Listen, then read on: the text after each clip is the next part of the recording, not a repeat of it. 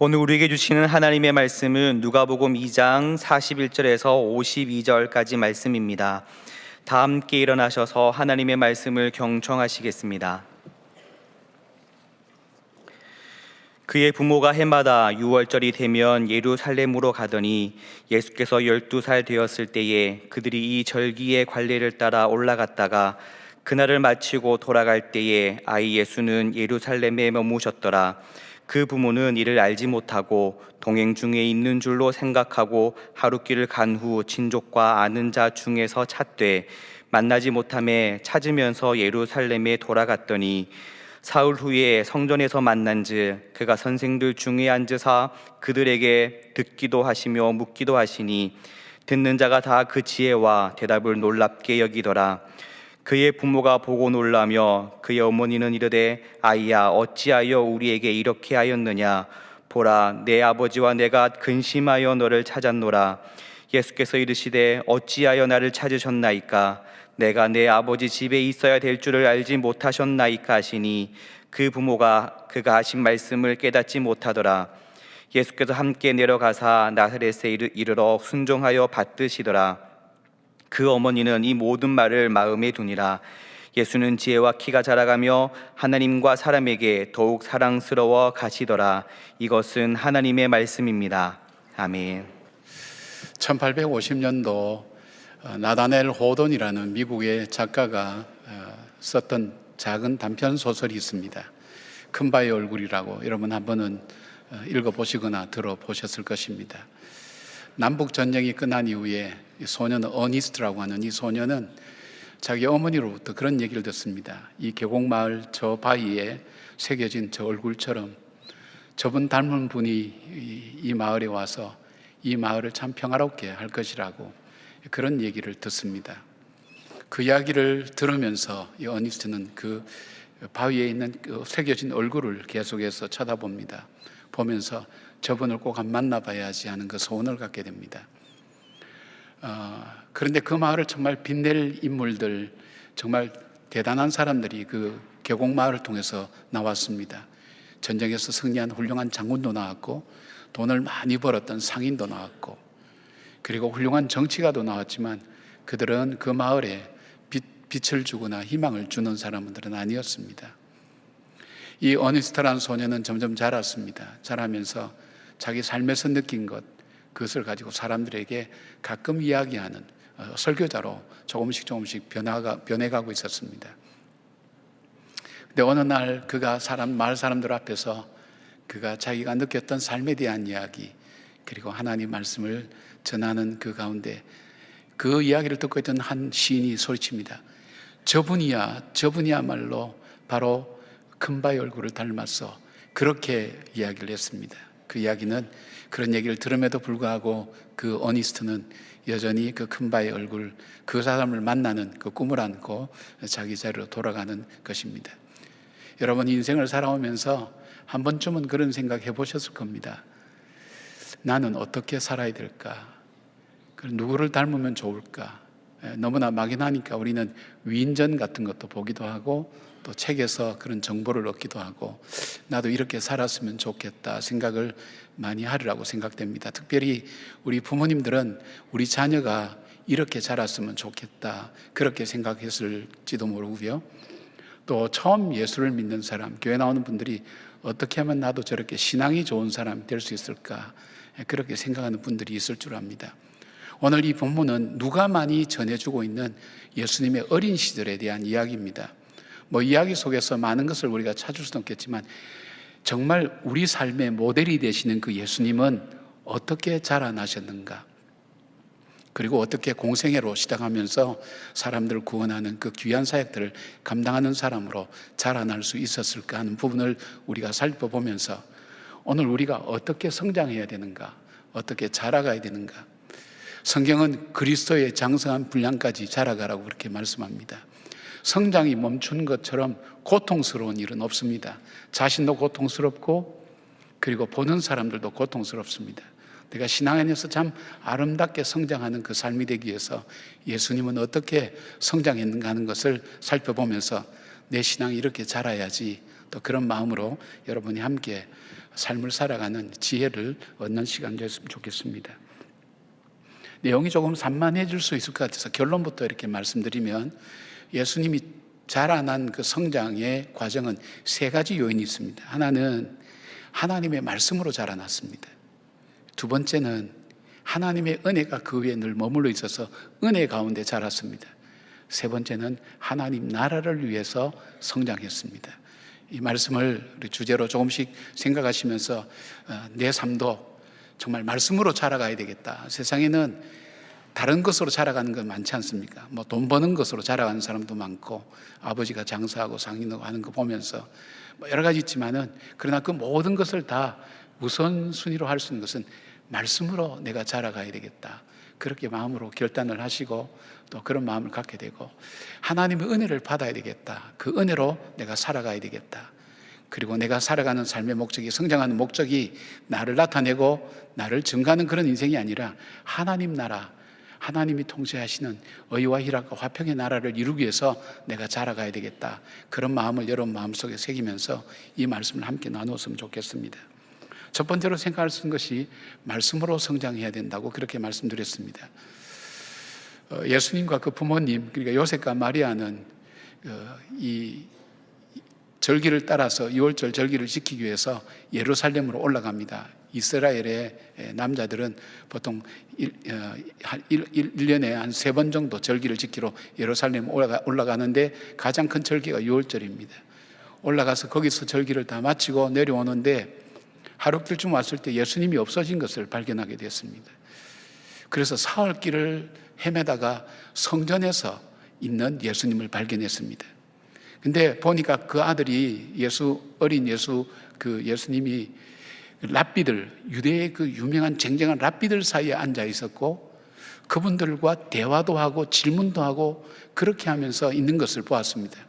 근데 그 예수님의 대답과 예수님의 하시는 말씀, 질문을 가지고 여기 47절 보니까 뭐냐면, 듣는 자가 다 그 지혜와 대답을 놀랍게 여기더라 되어 있습니다. 여기에서 지혜라고 하는 것은 단순히 우리가 세상에서 보통 필로소피, 그러면 철학을 사랑하는 사람 그래 됐거든요. 소피아라고 얘기합니다. 지혜라고 얘기하는데, 이거는 세상의 지식과 경륜에서 나오는 그런 지식이 아닙니다. 여기에 쓰인 단어는 쉬네세이라고 하는 이 단어로 하나님이 주시는 지혜를 말합니다. 하나님 주신 지혜, 그 지혜로 대답하고 그 지혜로 말하는 것에 대해서 놀랐다는 것을 이야기하고 있습니다. 어떻게 하나님의 지혜가 우리 예수님에게 가득했을까요? 여러분, 이 어머니 마리아는 자기가 천사가 나타나서 성령으로 잉태하여 이 아들을 낳는데, 이 아들 이름을 예수로 하고, 예수가 장차 하나님이 쓰시는 메시아라는 것을 그는 이미 알고 있었습니다. 그러니까 이 아들은 하나님께서 보내신 아들이야, 하나님의 일을 위해서 보낸 아들이야, 그 확신을 가지고 이 아들에게 가르친 것이 바로 하나님 말씀으로 예수님을 가르치고 예수님을 교육하고 함께한 것을 보게 됩니다. 그렇지 않고는 어떻게 12살 된 사람이 이렇게 할 수 있을까 생각해 볼 수 있죠. 하나님의 지혜가 필요하다는 것을 알았습니다. 우리도 인생을 살아갈 때, 여러분, 우리가 세상의 지식과 경륜과 여러 가지로 우리 지혜도 필요하지만, 여러분, 그러면 세상에 지식 많은 사람이 잘 살아야 되겠네요? 아니잖아요. 또 세상에 돈이 많으면 잘 살아야 되잖아요. 그것도 아니잖아요. 경험이 많아야 잘 사는 것도 아니잖아요. 우리에게는 인생의 문제를 풀어갈 때에 하나님의 지혜가 필요합니다. 내가 내 한계를 벗어나서 정말 하나님께서 주시는 그 지혜로 살아가야 될 삶을 우리는 살아야 될 때가 얼마나 많은지 알 수가 없습니다. 그 지혜가 우리들 속에 있어야 되는데, 그것이 어디로부터 오는가? 하나님 말씀으로부터 온다는 것입니다. 그러니까 이 말씀이 내 속에 있기 위해서는 어떻게 할까요? 말씀을 많이 읽으셔야 됩니다. 우리에게 무엇이 들어갔느냐에 따라서 나오게 되어 있습니다. 쓴물을 내는 샘이 단물을 낼 수가 없다고 그랬습니다. 우리에게 무엇이 많이 들어가 있느냐가 그것이 나오게 되어 있습니다. 우리에게 하나님 말씀이 많이 들어있어야 됩니다. 어떤 아이에게 그런 얘기했습니다. 밖에서 마귀가 노크를 할 때 어떻게 해야 될까요? 그랬더니 한 아이가 대답합니다. 성령께서 응답하면 됩니다. 그렇게 대답했다 그래요. 그러니까 우리가 문제 가운데 살아가죠. 여러분, 문제 없는 사람 없잖아요. 문제 가운데 보통 우리는 문제를 어떻게 풉니까? 내가 살아온 삶의 방식대로, 내가 경험한 대로, 내가 옳다고 생각하는 대로 그렇게 결정해서 응답하는 경우가 많은데, 그런데 여러분 삶이 그래서 행복해지셨습니까? 정말 잘했구나, 정말 평안을 맺었습니까? 그렇지 못한 적도 많지 않습니까? 그렇다면 우리 속에 무엇이 응답해야 되죠? 내 안에 있는 하나님의 말씀이, 그 성령의 이 감동으로 된 하나님 말씀이 그 문제에 대해서 반응을 보여야 됩니다. 응답해야 된다는 것입니다. 그럴 때 어떤 일들이 일어납니까? 성령의 열매를 맺는다 그랬습니다. 우리가 인간의 지혜와 육체의 생각을 가지고 했을 때는 육체의 열매를 맺는 것밖에 없다고 했습니다.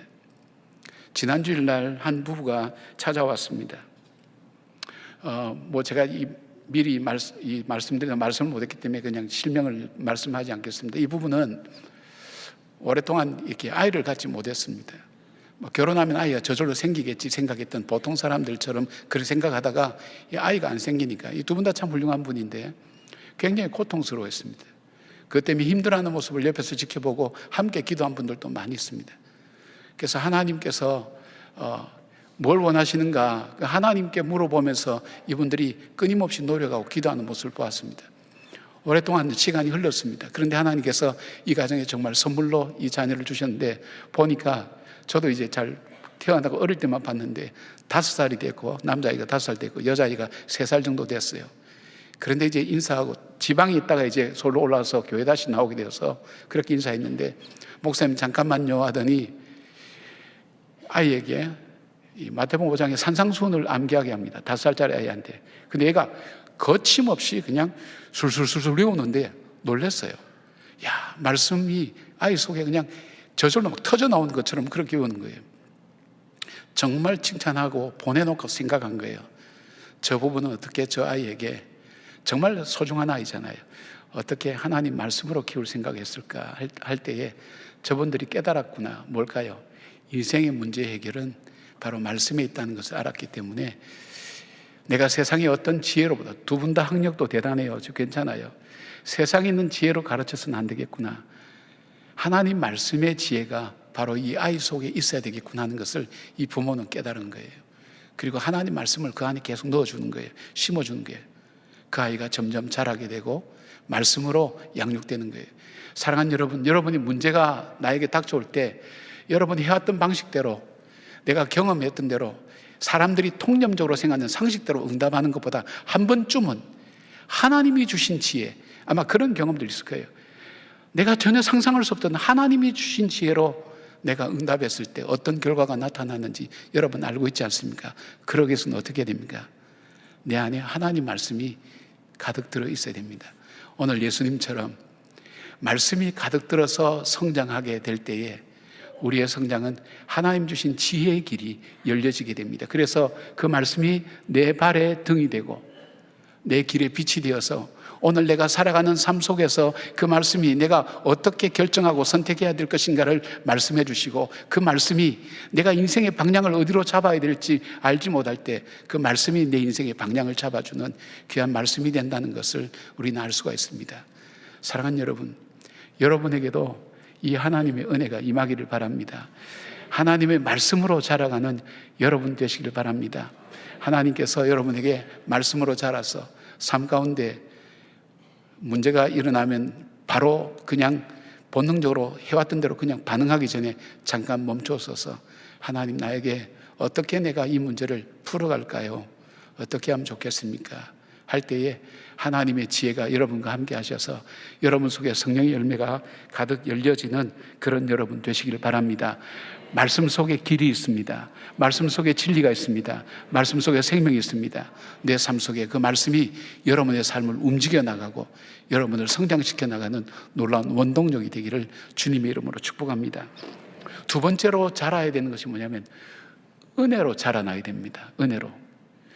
은혜가 많은, 은혜라고 할 때는 우리가 표현하면 이게 참 설명이 잘 안 되는 것인데, 우리가 성경적으로 표현하면 받을 자격이 없는 사람에게 베풀어지는 일방적인 하나님의 호의다, 뭐 이렇게 볼 수가 있습니다. 그러니까 하나님의 은혜 가운데 우리가 성장해야지, 맨날 지적당하고 맨날 시험치고 맨날 훈계하고 그런다고 자랄 그런 아이는 어떤 아이가 될까요? 마음의 상처가 가득한 아이가 됩니다. 그리고 자존감도 낮아지고 그런 현실들을 우리는 보지 않습니까? 우리는 그런 아이들을 많이 볼 수 있을 뿐 아니라 우리 자신들도 마찬가지거든요. 남의 지적을 받고 남에게 평가를 받고 그런 가운데서 우리가 그걸 경험 많이 하게 되면 우리 속에 상처가 쌓여가고 분노가 쌓여가는 것을 많이 경험하게 됩니다. 오늘 여기에 예수님은 2장 40절을 보니까 아기가 자라며 강하여지고 지혜가 충만하며 하나님의 은혜가 그의 위에 있더라 말씀하고 있고, 52절에 보니까 예수는 지혜와 키가 자라가며 하나님과 사람에게 더욱 사랑스러워 가더라 하는데, 이 두 단어가 똑같이 카리스라고 하는 은혜라는 표현으로 표현됩니다. 하나님의 은혜가 그로 하여금 균형 있는 그런 성장이 이루어질수록 했다는 것입니다. 이동호 목사님은 이 예수님의 인생을 이렇게 했어요. 예수님의 성장은 신체적 성숙, 정신적 성숙, 사회적 성숙, 영적 성숙으로 균형 잡힌 성장이라고 그렇게 말씀했어요. 여러분, 가장 복된 사람이 어떤 사람이라고 생각합니까? 저는 제 딸을 위해서 기도할 때나 우리 기도받으러 오는 어린 자녀들 위해 할 때 이 기도를 꼭 합니다. 하나님, 이 아이가 하나님께는 은총을 입고 사람들에게는 존귀 여김받는 아이가 되게 해달라고 기도합니다. 왜요? 세상 말로 말하면 재수가 없으면 안 된다고 얘기하잖아요. 운이 좋아야 된다 얘기하잖아요. 이것이 성경의 표현으로 하면 하나님의 은혜가 그 안에 가득할 때, 그리고 하나님의 은총이 함께할 때 그 인생은 아름답게 성장하게 됩니다. 그리고 사람들에게 존귀 여김 받을 때, 귀하고 존귀 여김 받을 때 하나님께서 그 인생을 아름다운 영향력으로 쓰시는 것을 보게 됩니다. 중국 하얼빈에 최하진 박사가 세운 기독교 만방국제학교라는 곳이 있습니다. 이 학교는 인성과 영성을 강조하는데 중국의 고위 관료 자녀들도 여기를 보내기를 원하는 그런 학교입니다. 이 학교를 설립한 이 최하진 박사는 카이스트를 졸업하고 미국 스탠퍼드 대학에서 박사후 과정을 밟고 그는 안정된 직장을 포기하고 마음의 어떤 결단을 하게 됩니다. 내가 인생을 의미 있게 한번 살아봐야 되겠다 생각해서 해외로 봉사활동 떠나기로 그는 결단합니다. 그래서 그는 중국으로 갑니다. 그가 하는 일 중에 가장 귀중한 것이 뭘까, 소중한 것이 뭘까 생각할 때 교육에 관심을 갖게 되고 그 논문을 여러 가지 읽었습니다. 연구를 했습니다. 아이들에게 좋다는 것을 가르치기 위해서 다양한 자료를 찾아보다가 감사를 하면 아이들이 바뀐다는 논문을 읽게 됐습니다. 한 심리학자가 감사에 대한 연구만 10년 연구했는데 종교적일 뿐 아니라 일반인들도 감사하며 사는 사람은 인생이 달라진다는 것을 발견했습니다. 그리고 감사하는 사람은 어떻게 사는가, 그 삶을 분석해서 이렇게 가르치면 되겠다, 그 분석해서 찾아낸 교육 방법이 세븐파워 교육이라는 것입니다. 세븐파워 교육을 여러분 한 번쯤은 들어보셨을 거예요. 신개념 교육법인데 첫째가 네트워킹 파워라고, 소통이 잘 이루어져야 된다. 인간관계나 그 다음에 뭐 사람들과의 관계, 이 소통이 잘 이루어질 때 행복한 가정생활과 교회생활과 그리고 학교생활과 사회생활이 가능하다는 것입니다. 두 번째 멘탈 파워라 그럽니다. 정신적인 가능함이죠. 정신적 자신감이 성공적 인생에 매우 중요하다고 얘기했습니다. 셋째는 브레인 파워입니다. 무조건 암기식 공부가 아니라 생각하는 힘, 자기 표현의 힘을 길러주고 창의력이 넘치는 두뇌를 갖도록 한다고 합니다. 대체가 모럴 파워입니다. 도덕적 능력을 높여야 사회로부터 존경받는 인재가 된다고 합니다. 다섯째가 리더십 파워입니다. 셀프 리더십에서 시작해서 공동체에 유익을 주는 리더십으로 발전하고 결국 사회와 나라와 세계에 영향을 미치는 글로벌 리더로 자란다고 합니다. 여섯째가 바디 파워입니다. 먹는 것과 운동하는 것 역시 두뇌에 큰 영향을 미친다고 합니다. 일곱째가 스피리추얼 파워입니다. 물질적인 것만 바라보지 말고 인생 전체를 바라보며 가치 있고 의미 있는 삶을 살려고 할 때 파워풀하시는 그 원리입니다. 그런데 여러분, 이 감사는 어디서 오는 걸까요? 이 감사는 바로 하나님의 은혜에서 오는 것입니다. 은혜에 대한 반응이 감사인 것입니다. 은혜 가운데 성장할 때 육체와 정신적, 사회적, 영적으로 자라나면서 균형 잡힌 인격으로 성장합니다. 몸은 자랐는데 마음이 안 자란 사람 볼 때 여러분 얼마나 고통스러우세요? 마음은 어른인데 몸이 안 자랐어요. 고통스럽죠. 몸과 마음도 자랐는데 사회적 관계가 안 자랐어요. 그것도 어렵잖아요. 이런 것 저런 것 다 성장했는데 그게 정신 상태, 그러니까 모든 것을 이 균형을 잡고 해나가는 그 삶의 방향과 그 감각이 없다면 그것도 고통스러운 일이잖아요. 골고루 잘 자라야 될 것 아닙니까? 그런데 어떤 것이 그로 하여금 골고루 잘 자라게 만듭니까? 바로 이 은혜라는 것을 받게 될 때에, 은혜 가운데 자랄 때 바로 그런 역사들이 일어나는 것입니다. 여러분, 은혜 가운데 자라나기를 바랍니다. 은혜 가운데는 용서도 있고요, 친절도 있고 격려도 있고 다 있습니다. 바로 그 은혜가 내 속에 임할 때에 내 삶이 바뀌어지고 달라집니다. 은혜가 충만할 때 계산적이고 조건적인 것을 뛰어넘을 수가 있습니다. 은혜가 충만할 때 자기 중심에서 다른 사람을 헤아릴 줄 압니다. 은혜가 충만할 때 물질 중심에서 영적인 것을 귀하게 여깁니다. 은혜가 충만할 때 자기의가 아니라 겸손과 진실함으로 살게 됩니다. 여러분, 이 은혜에 대한 충만함을 받게 될 때 내 성품이 바뀌어요. 내 습관이 바뀌어요. 나의 살아가는 삶의 모습이 바뀌게 됐어요. 은혜를 많이 받은 사람은 달라요. 세상에서 가장 넓은 곳이 어디라고 생각합니까? 사람의 마음입니다. 반대로 세상에서 가장 좁은 곳이 사람의 마음입니다. 사람이 한번 상처를 받고 속상하면 마음이 얼마나 좁아지는지 바늘 하나도 담을 수 없는 공간이 좁아져요. 그러니까 조급하고 왔다 갔다 하는 거예요. 왜요? 좁으니까. 담을 수가 없어. 칭찬하는 말도 담을 수가 없어요. 그 정도로 마음이 좁아져요. 아무것도 담을 수가 없어요. 그러니까 은혜가 가득한 사람은 마음이 넓어져요. 어떻게 돼요? 그러니까 자기를 비난한 얘기도 수용할 줄 알고, 모순도 수용할 줄 알고, 이해하고 받아들이는 마음이 어떤 말일까요? 은혜가 가득할 때 그렇게 가능한 거예요. 여러분, 세상에서 가장 험한 곳이 어디라고 생각하세요? 사람의 마음이에요. 그 사람 속에 들어가서 좀 쉬기 위해서 들어갔는데, 그 마음 속에 보니까 뭐 유리병 조각, 쇠 조각 다 있어서 그냥 거기 잠깐 쉬러 갔다가 온몸이 피투성이 돼서 나오는 경우가 있잖아요. 가족들 간에도 그런 경우가 있잖아요. 좀 쉼을 얻고 좀 안식을 얻으려고 했는데 상처투성이로 돼서 나오는 경우가 있잖아요. 은혜가 없는 사람 속에는 이것이 많은 거예요. 그리고 은혜가 가득한 사람은 이것이 없어요. 다른 사람이 와서 쉬었다가, 쉴 만큼 쉬었다가, 머물 만큼 머물다가 자기가 정신 차려서 자기 길 가는 것, 그 은혜로운 사람 만나는 삶이에요. 세상에서 태풍이 가장 심한 곳이 어딜까요?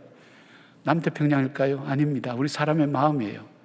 우리 마음이 한번 뒤집어지기 시작하면 수십 년 됐던 기억들 다 올라와요. 싹 다 올라와요. 마음을 확 뒤집어 놔요. 그리고 충동적이 되면서 바른 판단을 하지 못해요. 그러나 가장 잠잠한 곳은 어딜까요? 우리 마음입니다. 잔잔합니다. 태풍이 몰아쳐도 잠잠합니다. 주변에서 뭐라 해도 흔들리지 않습니다. 그 평안함이니까 은혜가 가득한 사람이 그런 삶을 살 수 있는 거예요. 예수님에게 은혜가 가득한 거예요. 저에게도 작은 체험이 있어요. 제가 이제 초등학교 3학년이니까 굉장히 옛날이죠. 초등학교 3학년 때 이제 반장을 못하고 부반장을 했어요. 근데 이제 선생님이 숙제를 내주고 검사를 하는데, 그날따라 선생님이 숙제 검사를 하고 앞에서부터 노트 하나씩 이렇게 펼쳐보면서 이제 안 한 친구들은 손바닥 때리면서 오는 거예요. 점점 저한테 다가오는데 저는 그날 숙제를 안 해갔거든요. 점점 다가오는데 마음이 초조해지고 불안해지는데 어떡하나 생각이 들어가는 거예요. 여러분, 그 심정 이해하시죠? 공감하실 거예요.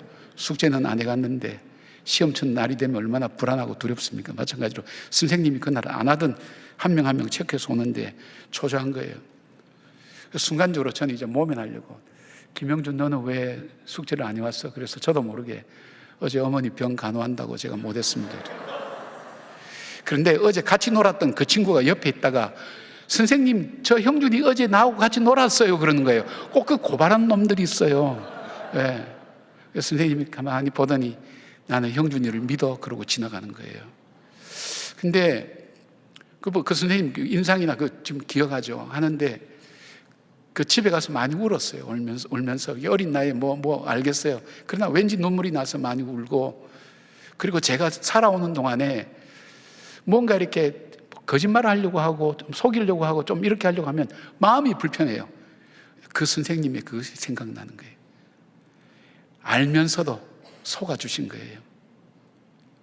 이해하신 거예요. 그 은혜를 입은 거예요, 제가. 그것이 제 삶을 바꾸어요. 저로 하여금 새롭게 살 수 있는 체험이 되는 거예요. 여러분을 통해서 그 은혜가 여러 사람들에게 나누어지길 바랍니다. 여러분 자녀들에게도 나누어지고 이웃들에게 나누어지고 그 용서가, 그 포용이, 그 수용이 그렇게 되어질 때 그 은혜를 많이 받은 사람은 사람이 달라요. 하나님 은혜가 여러분 속에 가득할 때 여러분 마음이 넓어지고 평안해지고 풍성해지는 하나님 은혜로 자라가는 여러분들 되기를 바랍니다. 그 은혜를 나눠주는 여러분들 되기를 바랍니다.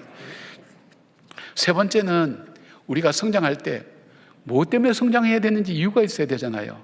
그냥 목표 없이 갈 수는 없잖아요. 바로 하나님 나라를 위해서 우리는 성장해야 돼요. 우리의 성장의 목표는 하나님 나라예요. 왜요? 하나님 나라는 의와 희락과 화평의 나라잖아요. 세계 다 모순되는 개념이에요. 의가 있는 곳에요 평안이 없어요. 여러분, 법이 있는 곳에는 평안이 없어요. 희락이 없어요. 기쁨이 없어요. 또 의가 없는 곳에는 화평함이 있을 수가 없어요. 이 세 개 다 모순되는데 이것을 함께 포용할 수 있는 것이 하나님 나라예요. 하나님 나라는 게 뭘까요? 하나님이 통치하신 나라를 그렇게 얘기합니다. 오늘 예수님을 보니까 그가 예루살렘 성전에서 돌아와서 집으로 돌아와서 부모님을 섬기고 순종하는 일을 하였다고 그렇게 말씀되어 있어요. 좀 이게 헬라어가 위포다소메노스 아우토이스. 저도 옛날에 공부해서 그냥 있는 것만 그냥 읽었습니다. 여러분 뭔지 잘 몰라도 됩니다. 이게 뭐냐면 이 용어 우리 한국말로 이렇게 해석하면 육신의 부모님께 자기 자신을 겸허히 낮추어서 복종시키는 것을 표현하는 말이라고 합니다. 그 표현을 썼어요. 그러니까 자기가 12살 때 그 경험을 하고 내려와서 예수님이 가정에서 무엇을 했냐면 순종하는 훈련을 한 거예요. 순종하는 훈련. 여러분 하나님 나라라는 그 개념 속에는 세상의 나라는 국가라 그러면 영토, 백성, 주권 이렇게 표현할 수 있잖아요. 그러나 하나님 나라라는 개념 속에는 하나님의 통치의 개념이 들어갑니다. 하나님의 통치의 개념. 그러니까 하나님 나라가 임하였다는 건 하나님의 통치가 이루어졌다는 거예요. 내 마음속에 하나님 나라가 이루어졌다 이 말은 뭐냐면 내 마음이 하나님의 통치가 이루어진 거예요. 내 뜻이 아니라 내 환경이 아니라 하나님께서 내 마음의 주인이 되셔서 하나님 기뻐하시는 대로 내 인생이 쓰여지기를 원한다는 거예요. 그게 하나님 나라가 내 마음속에 이루어진 거예요. 하나님 나라가 가정에서 이루어져야 됩니다. 여러분 내가 통치하는 나라는 무서운 나라예요. 내가 통치한 나라는 이기적인 나라예요. 내가 통치한 나라는 자기중심적인 나라예요. 여기에는 성장도 없고 발전도 없고 변화도 없어요. 좋은 의미에서 없어요. 그러나 하나님이 통치하시는 하나님 나라, 바로 하나님 내 마음을 다스려 주실 때 내 마음이 평안할 수 있습니다. 내 마음이 바른 길로 갈 수 있습니다. 내가 다른 사람과 화목하게 살 수 있습니다. 하나님이 내 마음을 다스려 주십시오. 바로 그 삶을 위해서 주님께서 했던 훈련은 바로 순종이었습니다. 주님은 공생애를 살면서도 종종 이런 말씀하십니다. 요한복음 4장 34절 보니까 예수께서 이르시되 나의 양식은 나를 보내신 이의 뜻을 행하며 그의 일을 온전히 이루는 이것이니라. 요한복음 17장 4절에 아버지께서 내게 하라고 주신 것을 내가 이루어 아버지를 이 세상에서 영화롭게 하여 싸우니 그렇게 되었습니다. 주님 마침내 자신을 십자가에 달려서 우리를 구원하시게 되었습니다. 죽기까지 순종하셨습니다. 바울은 빌립보서 2장 8절에 이렇게 말씀합니다. 사람의 모양으로 나타나서 자기를 낮추시고 죽기까지 복종하셨으니 십자가에 죽으심이라. 예수님의 생애는 철저하게 하나님 말씀에 순종하는 그런 삶이었습니다. 순종하는 삶의 훈련을 어디서 했나요? 가정에서 했어요. 몇 년 동안? 18년 동안. 여러분 이스라엘 백성이 광야 40년 동안 하나님께서 광야길을 걷게 했잖아요. 바로 가나안 땅 못 들어가게 했잖아요. 하나님께서 이 광야에 매일매일 먹을 거 주시고 성막에 구름이 떠야 움직이고 구름이 한테 못 움직이는 거주 이전의 자유를 제한하시고 매일매일 얻어먹게 만들면서 40년간 그들로 하여금 그 고통과 어려움 속에 광야길을 걷게 하면서 하나님 시키는 훈련이 있어요. 그 훈련의 목적이 뭐냐? 이들이 광야 40년을 지나고 난 다음 신명기에 광야를 돌아보면서 모세가 했던 얘기가 있어요. 바로 이 신명기 8장 2절에 나오는 거예요. 내 하나님 여호와께서 이 40년 동안에 내게 광야길을 걷게 하신 것을 기억하라. 이는 너를 낮추시며 너를 시험하사 내 마음이 어떠한지 그 명령을 지키는지 지키지 않는지 알려 하심이라. 하나님 명령에 순종하는지 않는지 그거 훈련시키려고 하나님께서 그 고난과 시련을 주시면서 이스라엘 백성을 훈련시킨 다음에 가나안 땅에 들어갔어요. 왜요? 그들은 사명을 가지고 있기 때문에. 어떤 사명입니까? 하나님의 축복의 통로가 되는 사명을 갖고 있어요. 저와 여러분은 주님께로부터 사명을 받았어요. 나를 통해서 하나님의 축복이 흘러갈 수 있도록 해야 되는 거예요. 그러기 위해서는 어떻게 할까요? 내 고집, 내 주장, 내 생각, 내 판단, 내가 살았던 삶의 방식 가지고는 그렇게 될 수가 없어요. 하나님 말씀 앞에 순종해서 하나님 뜻을 이룰 때에, 그때에 온전히 우리는 그 삶을 살 수 있는 거예요. 축복의 통로로 하나님께서 우리를 쓰시고 사용하는 거예요. 그런 다음에 가나안 땅으로 이스라엘 백성을 하나님께서 옮겨주신 것을 보게 됩니다. 예수님은 하나님이심에도 불구하고 하나님 나라를 위해서 부모에게 순종했습니다. 공생애를 시작했을 때 하나님 나라를 선포했습니다. 세상은 자기를 주장하라고 얘기합니다. 자기를 드러내라고 얘기합니다. 자기를 과시하라고 얘기합니다. 그러나 하나님 말씀은 온전히 주님께 순종하는 삶을 살라고 말씀합니다. 부모에게 순종 안 하는 사람이, 여러분 부모님 하나님께 순종할 수 있을까요? 그건 모순된 얘기입니다. 내 삶 속에 하나님의 통치하심을 받지 않는 사람이 내가 하나님 일을 할 수 있을까요? 하나님의 통치하심을 받지 않는 사람이 나에게 성령의 열매를 맺을 수가 있을까요? 사랑, 일랑, 화평, 온유, 절제, 양선, 인내, 이런 걸 우리가 그 열매를 맺을 수 있을까요? 아닙니다. 육체의 열매를 맺을 수밖에 없습니다. 다툼과 분열과 나눔밖에 없어요. 여러분 속에 지금 다툼과 분열과 나눔과 시기와 질투와 음란과 더러운 것이 있다면 여러분 속에 육체의 열매를 맺은 거예요. 그 마음은 어디서부터 나온 거예요? 죄된 나에게로부터 나온 거예요. 내가 하나님의 말씀 앞에 복종하지 않는 거예요. 순종하지 않는 거예요. 세상은 세상의 흐름 앞에, 네 이익 앞에, 너의 이익 앞에, 너의 생각 앞에, 너의 사고 앞에 철저하게 그렇게 살아라. 그래야 세상이 너를 알아준다고 얘기하지만 하나님 말씀은 그거 아니에요. 그래서 영성훈련 중에 가장 힘든 훈련이 순종하는 훈련이에요. 순종의 훈련, 예수님 바로 가정에서부터 시작했습니다. 어떤 사람이, 이 미국의 사회학자가 얘기했는데, 가로등 밑에서 뭔가를 찾고 있었어요. 지나가던 사람이 물어봅니다. 아니, 뭘 찾고 있습니까? 제가 차에서 내리다가 열쇠를 잃어버렸는데, 집안 열쇠를 잃어버렸는데 그걸 찾고 있습니다. 아, 그렇습니까? 어디에서 잃어버리셨습니까? 내가 저기에서 잃어버렸는데 저기는 너무 캄캄해서 찾을 수가 없어요. 그래서 이 밝은 데 와서 찾고 있습니다. 참 의미 있는 얘기죠. 재미있는 얘기죠. 여러분, 내 문제의 해결을 내가 생각하기에 있는 곳이라고 생각하는 곳에 있지 않다는 거예요. 잃어버린 데서 찾아야 돼요. 거기서 찾아야 되는 거예요. 여러분, 예수님의 부모님들 한번 보세요. 자, 하루쯤 내려갔을 때 아이가 없어진 걸 발견하고, 근데 3일 뒤에 만났어요. 그럼 이틀을 어디서 방황했단 말입니까? 여러분, 자녀 혹시 잃어보신 경험 있어요? 느긋하게 천천히 지발로 걸어 들어오겠지. 그랬습니까? 새파랗게 부모들 질립니다. 정말 동네방네 갈만한데 다 찾습니다. 그런데 어디서 발견됐어요? 성전에서 발견됐어요. 예수님께서 뭐라 그랬어요? 내가 아버지 집에 있어야 될 줄 몰랐습니까? 물어보는데 부모가 무슨 말인지 못 알아들었다 그랬어요. 잃어버린 데서 찾아야 되는 거예요. 여러분, 우리는 삶을 살면서 문제에 많이 봉착할 때가 있습니다. 내가 풀 수 없는 문제, 해결할 수 없는 문제. 근데 이것을 어디서 찾아야 되느냐? 잃어버린 곳 어딜까요? 세상 만물을 주관하시고 내 삶의 생사복을 주관하시는 그 하나님에게서 찾아야 됩니다. 말씀에서 찾아야 됩니다. 거기서 찾아야 됩니다. 어떤 문제든지 상관없습니다. 거기에서 발견할 수가 있는 겁니다. 사랑하는 여러분, 하나님 나라를 위하여 성장해 가야 됩니다. 그래야 여러분들이 사명자로서 살아갈 수가 있습니다. 예수님의 성장처럼, 예수님처럼 자라기 위해서는 어떻게 해요? 말씀으로 자라야 됩니다. 말씀을 많이 들으시고, 말씀을 보시고, 말씀을 고백하시고. 큐티 지금 중급반 열심히 한다 그러는데, 열심히 한다고 우리 목사님이 그냥 한 분 한 분도 얼마나 귀하게 여긴지 모르겠어요. 말씀을 어떻게 묵상할 것인가? 말씀을 내 삶에 어떻게 적용할 것인가? 그리고 하나님의 은혜를 구하셔야 됩니다. 하나님, 오늘도 비 같은, 소낙비 같은 은혜를 주십시오. 제가 은혜가 필요합니다. 구하시기를 바랍니다. 거기에 평안이 있고, 거기에 내 삶이 다른 차원의 세상을 보는 눈이 그 은혜 가운데서 열려집니다. 하나님의 지혜가 임하게 됩니다. 말씀과 그 은혜가 임할 때, 그리고 그런 사람이 하나님 주신 사명을 감당해 나갈 수 있는 것입니다. 바로 여러분이 한 분이 아니라 여러분을 통해서 하나님은 세상을 변화시키고, 여러분 가정을 변화시키고, 교회를 변화시키고, 이 나라의 역사를 바꾸시기를 원하시는 그 사명을 저와 여러분이 가지고 있다는 그 확신과 믿음을 가지고 여러분 예수님처럼 그렇게 성장해가는 저와 여러분의 삶이 되기를 주님의 이름으로 축복합니다. 아멘. 기도하겠습니다.